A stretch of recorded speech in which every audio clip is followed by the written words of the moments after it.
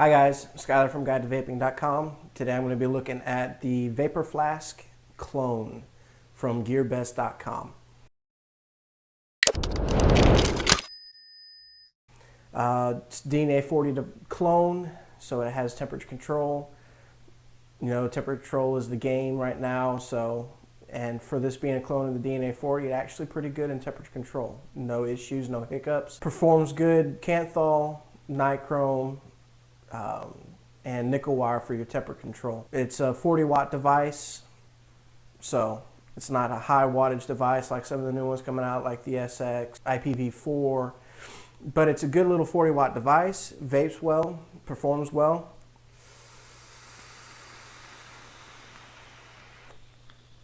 So what we're going to do now is we're going to do a little unboxing, show you guys what all comes with this and a little bit of the features that this device has.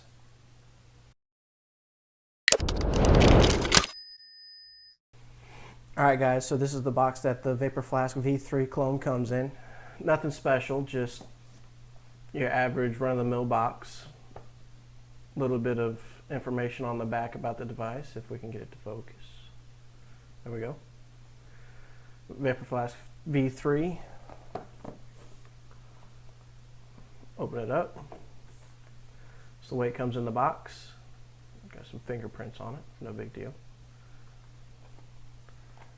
Also in the box comes with your informational pamphlet. Alright, got your informational packet. Tells you how to use temperature control, everything about the device.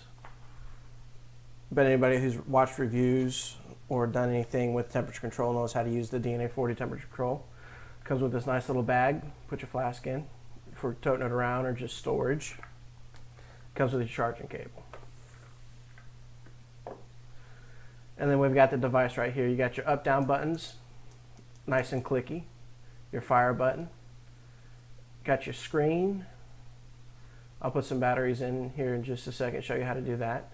With your 510 connection. Now it's not a spring-loaded 510 connection, it's a screw adjustable 510 connection. Oops.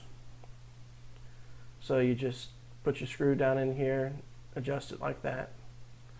It's a little cumbersome now that we have the new spring-loaded 510 connections in majority of all the devices that we have. But like I said, this is a clone, this isn't authentic, so they're going to do whatever they can to make it work. On the bottom you have your battery caps, which again, little cumbersome. I don't know if that's going to work. Little cumbersome. A lot of times you got to use a quarter. Use your nickel or coin, unscrew your battery caps. A lot of people, this is a negative, but it does have USB charging right here, as you can see. So you can put your batteries in and leave them in and just charge the batteries to the USB charging. So you only have to do this once if you prefer. A lot of people who like to change out their batteries, you know, have to go through this whole ordeal that I'm going through right now. Set that off to the side. As you can see down there, we have the battery contacts and the shape of it, which is why it's called the flask, is because it's got the shape of a flask. We'll drop some batteries down in there. It's running parallel, so the batteries go in positive side down. The informational packet will tell you that also. Just like so. And you gotta go and put your battery caps back on. See? Screws in just like so. Screw it down in flush, or as flush as the batteries will allow. Remember, you don't want to tighten it too far, because if you dimple the batteries, you have a chance to shorten out the batteries, and then you have a pipe bomb. When you first turn it on, it says hello KX400, and it goes right into your display. Right now I have the temperature control set to off. We'll screw an atomizer onto it so you can see that. Got a regular nichrome build on my Derringer. If I can get it to screw on. So you'll see that off goes, and it asks you every time you screw on a new coil or a new build, it asks you if it's a new coil or the same coil, or if you just unscrew your device off the top and screw it back on, it'll ask you. I'll show you that in a second. So we'll go with a new coil. So we'll press up, and you can see Now we're on voltage and we're firing. And then I'll unscrew this and screw it back down, and we lose connection there because the DNA chip and the clone is constantly reading your coil. See? So it asks us the same coil or new coil. Go to the same coil, so we'll press down. And that's the way the temperature control works. It constantly reads the coil to make sure that the coil is not getting too hot, which is why whenever you build a coil on a temperature regulated device, you never build the coil on the device, because that's the way it reads the coil. It reads the temperature. And again, we're firing. And it's simple to put it in temperature control. We're going to click 5 times. It's locked, and then we're going to take both positive and negative, or up and down, positive and negative, and we're going to click and hold to change temperature. Now that's off for your Kanthal builds, and you can adjust your temperature as so.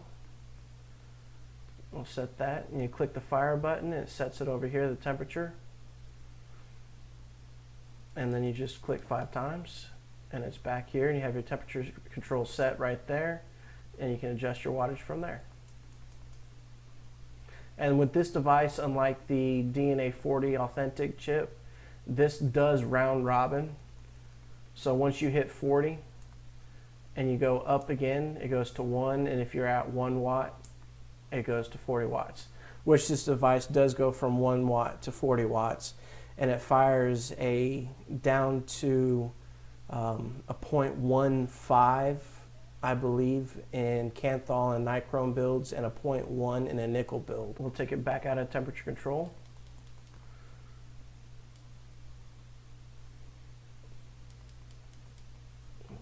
Lock it 5 times, click and hold temperature. We're at 500, we're going to take it all the way up to, and this device does go from, I believe it's 200 degrees. We'll go all the way down, 200 degrees, all the way up to 600 degrees. Like that. Once you hit 600 degrees, if you hit your positive one more time, it turns it off. You click your fire button, as you can see over here on the side, it says off, and you click 5 times, set it to normal mode, screw your atomizer back on top.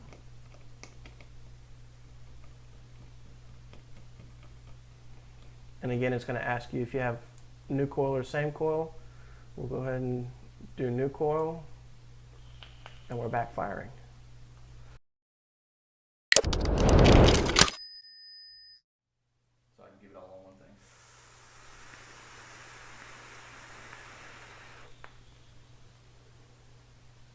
Vapor production is great, and as I said, this is the Vapor Flask Clone DNA 40, and you guys have a great evening.